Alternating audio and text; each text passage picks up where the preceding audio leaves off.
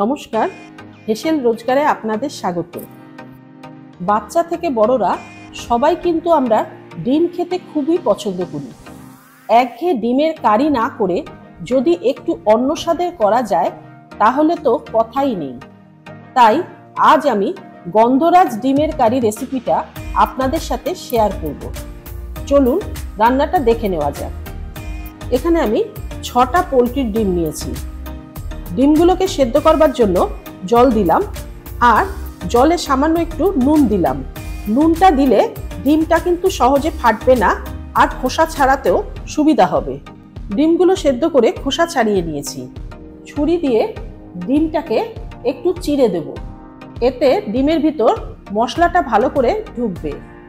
প্রত্যেকটা ডিম চেরা হয়ে গেছে। এবার এতে সামান্য একটু নুন, 1 টিস্পুন গোলমরিচ গুঁড়ো আর অল্প একটু গন্ধরাজ লেবুর রস এর মধ্যে দেব। তারপর এইগুলো ডিমের সাথে ভালো করে মাখিয়ে নিতে হবে।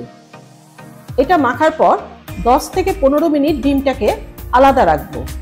আর একটা বাটিতে 2 চামচ চারমগজ আর 2 চামচ কাজু নিয়ে ভালো করে সেটাকে ধুয়ে নিয়ে মিক্সিতে পেস্ট তৈরি করে নিতে হবে। কাজু আর চারমগজটা বাটা হয়ে গেছে। এবার এর মধ্যে 2 চামচ টক দই দেব। টক দই দিয়ে এর সাথে ভালো করে কিন্তু মিশিয়ে নিতে হবে। আর লাগছে 1 ইঞ্চি আদা, কয়েকটা রসুন আর 3টে কাঁচা লঙ্কা। এখানে কিন্তু আমি শুকনো লঙ্কার ব্যবহার করব না, ঝালের জন্য গোলমরিচ আর কাঁচা লঙ্কারই ব্যবহার করব। এগুলো মিক্সিতে পেস্ট তৈরি করে নেব। মিক্সিতে পেস্ট তৈরি করা হয়ে গেছে। আর 2টো পেঁয়াজ নিয়েছি। পেঁয়াজগুলো মিক্সিতে পেস্ট তৈরি করে নেব। পেঁয়াজটা পেস্ট তৈরি করা হয়ে গেছে।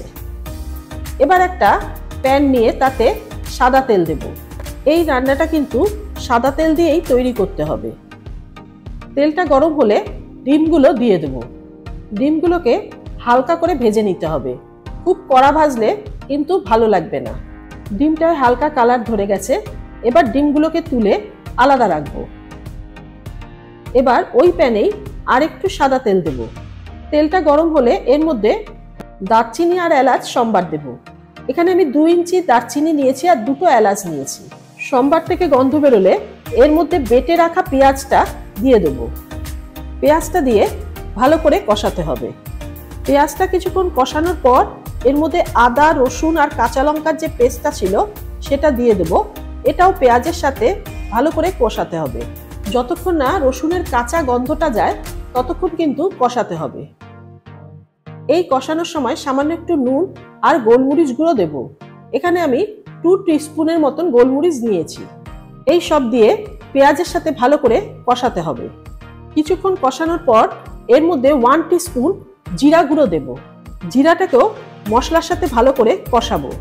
মশলাটা ভালো করে কষানো হয়ে গেছে।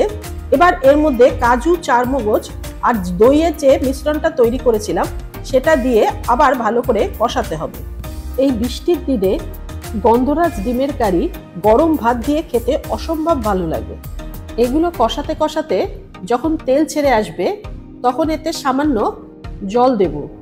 জলটা এখানে আমি 1 বাটির থেকে একটু কম নিয়েছি। তারপর এতে 1 চামচ চিনি দেব। যেহেতু টক দই ব্যবহার করেছি, টকটাকে ব্যালেন্স করবার জন্য চিনি দেব আর সামান্য নুন দেব। নুনটা আমার একটু কম হয়ে গেছিল, সেই জন্য একটু নুন দিলাম। তারপর গ্রেভিটা ফুটে উঠলে এর মধ্যে ভেজে রাখা ডিমগুলো দিয়ে দেব। গন্ধরাজ লেবুটা রিং রিং করে কেটে নিয়ে এর মধ্যে দেব। 2-3টে স্লাইস দিলেই হবে। আর গন্ধরাজ লেবুর পাতা থাকলে সেটাও দিতে পারেন। এবার ঢাকা দিয়ে দেব। কিছুক্ষণ ঢাকা দেওয়ার পর এবার ঢাকনা খুলবো। গ্রেভিটা কিন্তু অনেকটাই ঘন হয়ে এসছে। আর কিছুক্ষণ গ্রেভিটাকে ফোটাবো। গ্রেভিটা ঘন হয়ে গেছে। এবার গ্যাসটা বন্ধ করে দেবো। গ্যাস বন্ধের পর গন্ধলেবুর যে উপরের সবুজ অংশটা সেটা গ্রেট করে দিতে হবে। খুব সাবধানে করতে হবে। ভিতরের যে সাদা অংশটা যেন এর মধ্যে না যায়, তাহলে কিন্তু তিতে হয়ে যাওয়ার সম্ভাবনা থাকে। লেবুর এই জেসটা গ্যাস বন্ধর পরেই কিন্তু মেশাতে হবে। এবার জেসটাকে গ্রেভির সাথে ভালো করে মিশিয়ে দেব। তারপর ঢাকা দিয়ে কিছুক্ষণ স্ট্যান্ডিং টাইমে রাখবো। আমার গন্ধরাজ ডিমের কারি সার্ভের জন্য তৈরি। গরম ভাতের সাথে যে কি স্বাদ না খেলে আপনি বুঝতে পারবেন না। গোলমরিচ আর গন্ধলেবুর যে ফ্লেভারটা, সেটা ডিমের স্বাদকে আরও বাড়িয়ে তোলে। রুটি বা পরোটা দিয়েও খেতে কিন্তু ভালো লাগবে। আজকের রেসিপিটা কেমন লাগলো অবশ্যই কমেন্ট করে জানাবেন। আর আমার চ্যানেলে নতুন বন্ধু হয়ে থাকলে লাইক, শেয়ার আর সাবস্ক্রাইব করবার অনুরোধ রইল।